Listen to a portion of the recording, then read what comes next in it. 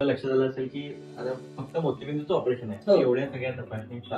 हो. तर याच्यासाठी आम्ही जी तपासणी करतो त्याच्या मागे प्रत्येक तपासणी मागे एक काहीतरी गरज असते किंवा एक प्रोटोकॉल असते. तर तो मी थोडक्यात सांगतो. पहिल्यांदा सगळ्यात महत्वाची आम्ही गोष्ट काय करतो, तुझी दृष्टी चेक करतो. तुला दिसतंय किती, चष्म्याला किती दिसतंय, विदाऊट चष्मा किती दिसतंय.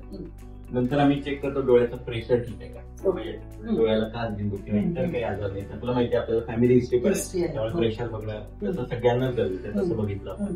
त्यानंतर आम्ही डोळ्याचे जो आतला पडदा आहे रेटिना, तुला डायबिटीस आहे तर आपल्याला रेटिना चेक करणं फार महत्वाचं असतं की त्यात काही दोष आहेत का, काही एजमुळे काही दोष आहेत किंवा इतर काही ते पाहणं. कारण या सगळ्यावरच ऑपरेशन सुद्धा अवलंबून असतं. गुगळापासून मात्र नसते तर आम्ही सगळं चेक करतो आणि त्यामुळे हे सगळे मशीन किंवा डायग्नोस्टिक इक्विपमेंट रिक्वायर्ड आहे. काही लोकांना असं वाटू शकतं की एवढ्या सगळ्या तपासण्याची गरज काय, पण आता 20-30 वर्षापूर्वी तू पाहिलंच आहे, माझे वडील सुद्धा तुझे भाऊ डॉक्टर होते, त्यावेळी काहीच नव्हती.